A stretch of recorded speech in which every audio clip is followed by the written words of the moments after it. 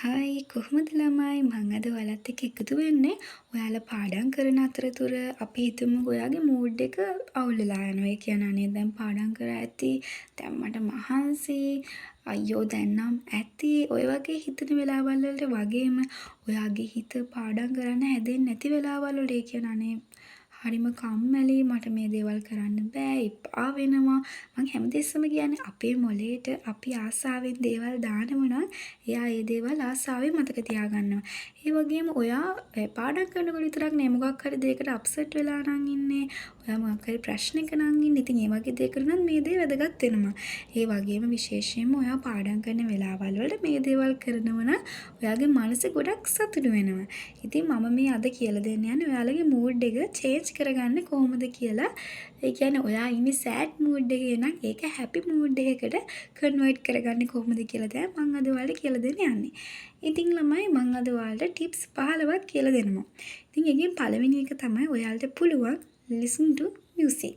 ඒ කියන්නේ ඔයාලට පුළුවන් ලස්සනම ලස්සන සින්දුවක් අහන්න. ඔයා ආස කරන විදිහේ ලස්සන සින්දුවක් අහන්න ඔයාලට පුළුවන්. ඊට පස්සේ ඔයාලට පාඩම් කරලා ඉවර වුණාට පස්සේ හරිය පාඩම් කරන්න කම්මැලි හිතෙනවා නම් ඔයාලට පුළුවන් ඔයාලගේ ගෙදර ලොකු වත්තක් තියෙනවා නම් වටයක් ගිහිල්ලා ඇවිදලා එන්න. තේරුණාද ළමයි? Get some fresh air. ඒ කියන්නේ ඔයාලට පුළුවන් හොඳ වාතාශ්‍රයක්. ඔන්න කූඹියකුත් යනවා ගණන් ගන්න එපා. හොඳ වාතාශ්‍රයක් වදින්න සලස්සන්න ඔයාගේ ඇඟට ශරීරයට. එතකොට ඒ දේවල් රිලැක්ස් වෙනවා. ඉතින් පාඩම් කරලා වුණාට පස්සේ ෆෝන් එක අතර ගන්න නැතුව පොඩ්ඩක් වටපිටාව ගිහින් ඇවිදලා එන්න. ඔයාලට දුක හිතෙච්ච වෙලාවක උනත් කමක් නෑ නේ ටිකක් මූඩ් එක චේන්ජ් වෙන්න ඒක වැදගත්. do something creative. මේක තමයි අපි තුන්වෙනි ටිප්ස් එක. ඒ කියන්නේ ඔයාලට පුළුවන් මොකක් හරි ක්‍රියේටිව් දෙයක් කරන්න. ඔයා පාඩම් කරන අතරතුර පවා ඔයාට ඇති කියලා හිතුනට පස්සේ ඔයා පුංචි චිත්‍රයක් අඳිනවා. නැත්නම් ඇඳපු චිත්‍රයක් පාට කරනවා. ඉතින් අන්න ඒ වගේ ඔයාට මොකක් හරි ක්‍රියේටිව් දෙයක් කරන්න පුළුවන්. ඒකිනුත් ඔයාගේ මනස සතුටු වෙනවා. ඉතින් ඒ නිසා ඔයා කියන්නේ මම අද මේ කියන්නේ ඔයාට පාඩම් කරනකොට විතරක්ම නෙමෙයි. ඔයා මොකක් හරි දෙයක් නිසා හරිම දුකින් නම් ඉන්නේ. ඔයාට මේ දේවල් කරලා ඔයාගේ මූඩ් එක හරි ගස්ස ගන්න පුළුවන්. තේරුණාද?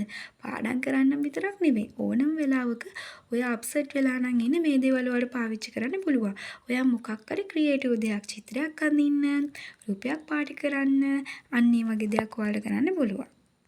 අපේ හතරවෙනි මෙතඩ් එක තමයි ඔයාලට පුළුවන් talk to someone. ඒ කියන්නේ ඔයාලට පුළුවන් කාත් එක්ක හරි කතා කරන්න. පාඩම් කරලා ඉවර වුණා මොනත් දුකින් ඉන්න වෙලාවක කාත් එක්ක හරි කතා කරලා ඔයාට පුළුවන් ඔයාගේ මනස රිලැක්ස් කරගන්න. අම්මත් එක්ක කතා කරලා, නංගිත් එක්ක පොඩි chat එකක් දාලා, යාළුවෙක් එක්ක chat එකක් දාලා ඔයාට පුළුවන් ඔයාගේ මනස ටිකක් රිලැක්ස් කරගන්න. ඒ වගේම ඔයාලට පුළුවන් එක්සර්සයිස් කරන්න. අනේ මහත බතලගිරි ළමයෝ චුට්ටක් එක්සර්සයිස් කරොත් නරකද? මෙහෙමනේ ඉතින් අපි නම් ඉතින් ඉන්නේ කෝටු බබාලා. මං කොහොමත් කෙට්ටුම කෙට්ටු ළමයි. ඉතින් ඒ නිසා මට නම් එක්සර්සයිස් කරන්න ඕනේ නැහැ. එහෙම හිතනවද? අනේ නෑ දෙයනේ. එක්සර්සයිස් කරන එක හැමෝටම වැදගත්. අපේ ශරීරයේ මහත වුණා කියලාවත් කෙට්ටු වුණා කියලාවත් ඒක නිරෝගී කියලා කියන්න අපිට බෑ. ඒ නිසා ඕනම කෙනෙක්ට එක්සර්සයිස් කරනවා කියන එක වැදගත්. එක්සර්සයිස් කරනවා කියලා මොකක් කර ලස්සන සින්දුවක් දාගෙන නටන්න. අපි නටුවත් ඉතින් කොහොමද එක්සර්සයිස් කරනවා වගේ තමයි. වැඩි ලස්සනක් නැහනේ. හරිද? හරිද? ඒ මං ගැන මම කිව්වේ හොඳද? ඔයාලා නටනවා ලස්සනයි. මං නටනවා තමයි කිසි ලස්සනක් නැත්තේ.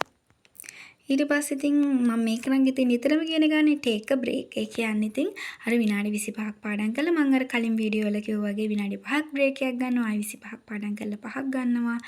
ඊට පස්සේ ආයි 25ක් පාඩම් කරලා 5ක් කරන් 5ක් බ්‍රේක් එකක් කරන් ආයි විනාඩි 15ක විතර බ්‍රේක් එකක් ගන්න. අන්න ඒ විදිහට මම ඔයාලට ක්‍රමයක් කියලා ඇති කොහොමද? අන්න ඒ විදිහට ටේක් අ බ්‍රේක්. අර බ්‍රේක් එකක් ගන්න පුළුවන්. ඊට පස්සේ eat something yummy.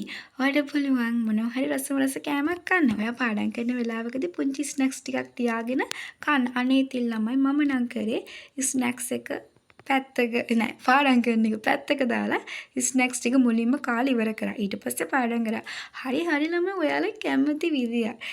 eat something yummy. ඔයා ආස මොනවම හරි දෙයක් කන්න. ඒක අදිනේ මට එහෙමයි කියලා ළමයි නරක දේවල් වලට පුරුදු වෙන්න එපා. චුට්ටක් කාලා බලන්න. ඉතින් හොඳ චුට්ටක් හොඳද? වැඩි එපා. ඉතින් කොහොම හරි ඔයාලා මොන හරි eat something yummy. මොන හරි yummy දෙයක් කාලා ඔයාගේ මොලේ රිෆ්‍රෙෂ් කරගන්න. අනිත් මට මේ වචනත් වැටලෙනවා. ඉතින් මේ ඔයාලට පුළුවන් ඔයාගේ මොලේ රීෆ්‍රෙෂ් කරගන්න. මං ඇත්තටම ඉංග්‍රීසි වචන කතා කරන්නේ නැත්තේ මට ඒව සිංහල විදියටම වේගෙන් කතා කරනකොට පැටලෙනවා. දැන් සිංහල වචන මට පැටලෙන්නේ නැහැ මොකද ඒක මට පුරුදු නිසා. හැබැයි ඉංග්‍රීසි ඒවා මට කතා කරනකොට පැටලෙනවා. ඉතින් අනේ ඔයාලා hina වෙන්න එපා.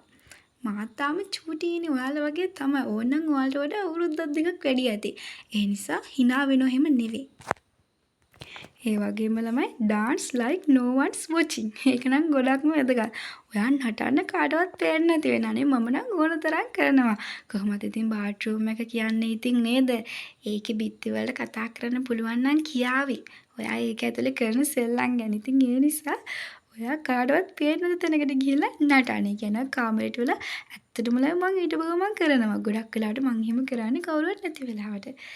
ඉතින් අනේ එහෙම කරාට පස්සේ අර සමහර සින්දුත් එක්ක හරිම හිතට සතුටක් දෙනවා. හේතුවක් නැතුව. ඉතින් ඒ නිසා ඔයාලත් අනේ ළමයි පාඩම් කරනවා විතරක් නෙවෙයි කියන්නේ. ඔයාලා ඒ දේවලුත් කරන්න. ඒ දේවල් වලින් තමයි ඔයාලගේ ළමා කාලේ ලස්සන වෙන්නේ. මේක ඉතින් කියලත් බෑ නොකියත් බෑ. take a power nap. ඉතින් අනේ ඕක power nap එකක් නෙවෙයි ඉතින් වෙන්නේ අවසානෙට. මේ පැය ගානක් නිදා ගන්න නෙවෙයි ළමයි මං කියලා දීපු විදියට පැය එකහමාරයි හොඳද? ඉතින් මේ විදියට පුංචි ඒකට අපි කියන්නේ power nap එකක් කියලා. අර කම්මැලි කමර නිදා ගන්නේම නෙවෙයි. තේරුණාද? ඔයාට මොකක් හරි දුක හිතෙච්ච වෙලාවක නම් චුට්ටක් නිදාගෙන නැගිටින්න. එතකොට මේ හැම ප්‍රශ්නයක්ම හරියනවා. ඔයාගේ විසඳුම් නැති ප්‍රශ්නකට හේතුවක් ඕන නම් චුට්ටක් නිදාගෙන නැගිටින්න. ඔයා හිතුවට වඩා ඒක ලොකු ප්‍රශ්නයක් නෙවෙයි කියලා එතකොට ඔයාට තේරෙයි. Do a random act of kindness. ඒ කියන්නේ ඔයාට පුළුවන් ඔයාගේ වැඩ කරලා ඉවර වෙලා ටක් ගාලා ගිහිල්ලා දන්නවනේ ගෙදර වැඩිපුරම ෂේප් කරගෙන ඉන්න ඕන එක්කෙනා තමයි ඔයාගේ අම්මා. දන්නවනේ නේද කොයි වෙලාවෙත් කෑ ගහනවා ඉවරයක් නැහැ. ඉතින් ඒ නිසා ඔයාගේ අම්මව ෂේප් එකේ තියාගන්න ඕන. හරිද? නැත්නම් සමහර තාත්තා කවුරු හරි කොහොම හරි කමක් නැහැ. ඔයා ගිහිල්ලා ඔයාගේ පාඩම් පිට කිව්වුනාට පස්සේ ගිහිල්ලා අම්මට පොල් චුට්ටක් ගාලා ආවොත් ආයි ළමයි දවසේ වීරවරිය වෙන්නේ ඔයා තමයි. නැත්නම් වීරයා හෝ වීරවරිය වෙන්නේ ඔයා තමයි. ඔයාට නංගි කෙනෙක් හරි මල්ලි කෙනෙක් ඉන්නවනම් එයාටත් පාඩමක් උගන්වන්න පුළුවන්. මොකද දවසේ මාතෘකාව තමයි අම්මගේ අර ළමයා මෙහෙම කරා ඔයා මොනවද කරන්න කියලා ඒ සහෝදරයට හරි සහෝදරයට හරි බයින එක. ඊට වඩා සතුටක් ඉතින් අපිට වෙන කොහෙන්ද? දැන් ඉතින් මෙතන ඇත්තී තනියම ඉඳලා මෙයාලා දුක හිතන්න එපා. අනේ සහෝදරයෝ නැති එකමයි හොඳ. මං අත්දැකීමෙන් කියන්නේ.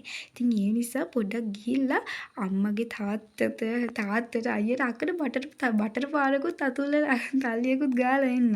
ඒ නිසා කාට හරි ගිහින් උදව් කරන්න නේද? එතකොට එයාලයි ඔයාලයි අතර තියෙන සුහදශීලීත්වය වර්ධනය වෙනවනේ.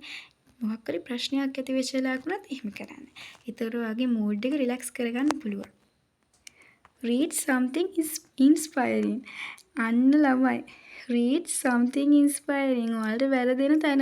ඔයාලා කියවන්නේ ආදර්ශමත් ඒවද? අපෝ නෑ කොහේ හරි ලව් ස්ටෝරියක් තමයි. හරි අනේ මාත් එහෙමයි. ඒව කාටවත් කියන්න ඕනෙව නෙවෙයි. ඒව අපේ රහස්. හරි ඒකට කමක් නෑ.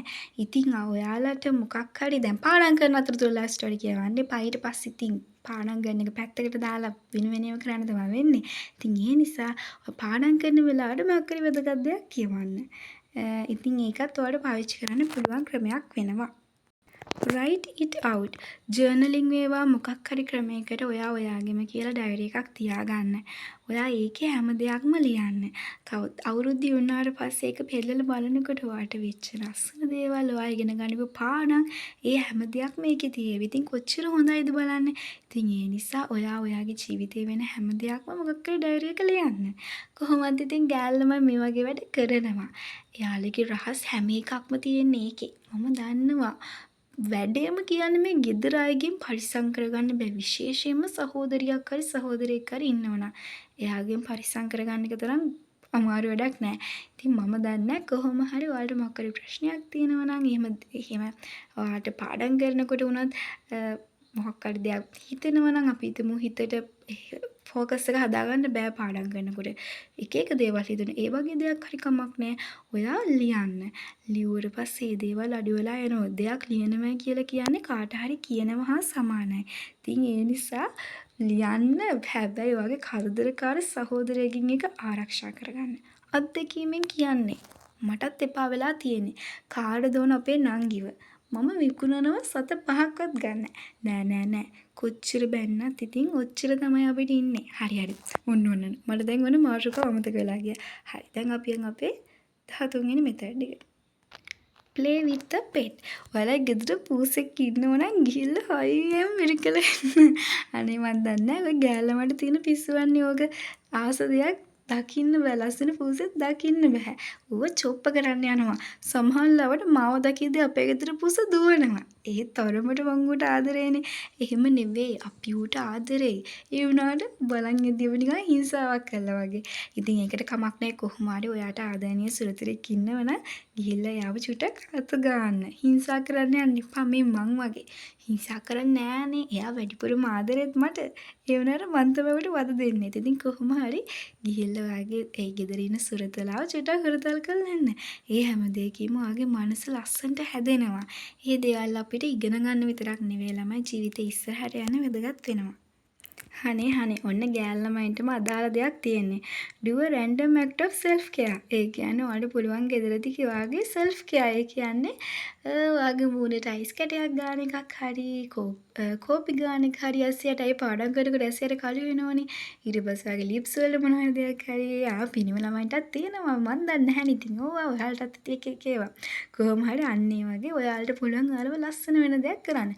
ගෑල් ළමයින්ට ඉතින් කියන්න දෙයක් නැහැ. යාලා කරනවා කියන්නේ ඒක පෞද්ගලිකයි රහසිගතයි. එහෙනම් මගේවත් එහෙමද? මගෙත් තියෙනවා ළමයි. ওই චූටි දේවල් ඒ දේවල් කරනකොට අපේ හිතට අමුතුම සතුටක් දැනෙනවා. ඒ වගේම ළමයි ඔය අයිස් කැට වගේ මූණේ ගාන එක නම් ගොඩක් හොඳයි. මමත් ඉතින් ඒ දේවල් කරලා තියෙනවා. ඉතින් ඒ දේවල් කරනකොට මේ අර රැට පාඩම් කරනකොට අපේ මූණ රිෆ්‍රෙෂ් වෙලා එනවා. හැබැයි ළමයි හෙම්බිරිස්සව තියෙන ළමයි ඕක කළා නම් අහු වෙන්න එපා. ඔයාට පුළුවන් පාඩම් කරන්න මොටිවේෂන් එකක් නැති වුණාම watch a motivational video. ඉතින් motivational video බලනවා කියලා අරගෙන වෙන බලන්නේ නැතුව එහෙම වීඩියෝ එකක් බලලා ඔයාට ඔයාගේ mood එක change කරගන්න පුළුවන්. ඉතින් ඔන්න එහෙනම් අද මම කතා කරේ කොහොමද අපේ mood එක change කරගන්නේ කියලා. ඒක sad mood එකක ඉඳලා happy mood එකට වෙනකන් convert කරගන්නේ කොහොමද කියලා. මේක පාඩම් කරන වෙලාවට වගේම ඉගෙන ගන්න දේවල් වලදීත් ගොඩාක් වැදගත් වෙනවා. ඉතින් අනේ මට පුළුවන් විදියට මට පුළුවන් තියෙන තාක්ෂණික දේවල් භාවිතා කරලා ඉතින් මම මේක ඔයාලට ගෙනාවේ. ඉතින් ඔයාලා try කරලා බලන්න. හරිද? හරි එහෙනම් ඔන්න මම වීඩියෝ එක දිග වෙන නිසා ටක් ගාලා තියන්න. එහෙනම් මම ආයි දවසක හම්බෙන්නම්. bye bye.